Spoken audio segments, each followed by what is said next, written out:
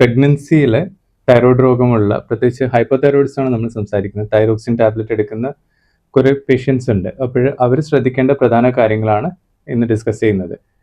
സാധാരണ രീതിയിൽ thyroxine tablet നമ്മൾ എടുക്കേണ്ടത് രാവിലെ എണീറ്റ് ഉടനെ ബ്രഷ് ചെയ്തതിന് ശേഷം ഒരു ഗ്ലാസ് പ്ലെയിൻ വാട്ടറിന്റെ കൂടെയാണ്. അതിനുശേഷം 1 മണിക്കൂറിന് ശേഷം ഭക്ഷണം കഴിക്കുന്നതാണ് ഉത്തമം.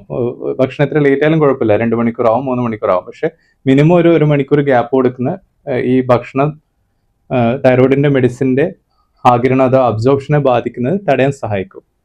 അതുകൊണ്ട് തന്നെ ഈ ഗ്യാപ്പ് നിലനിർത്തണം എന്ന് എപ്പോഴും നമ്മൾ പറയും.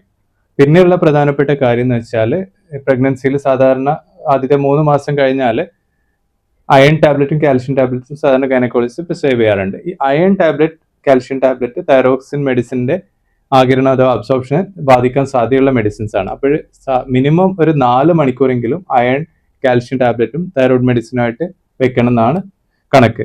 അപ്പോൾ അയൺ, കാൽഷ്യം ടാബ്ലറ്റ് പ്രഗ്നൻസിയിൽ എടുക്കുമ്പോൾ ഏറ്റവും ബെസ്റ്റ് ടൈം എന്ന് വെച്ചാൽ ഉച്ചയ്ക്ക് ശേഷമോ അല്ലെങ്കിൽ രാത്രിയോ ആയിട്ട് അയണും കാൽഷ്യം എടുക്കാം.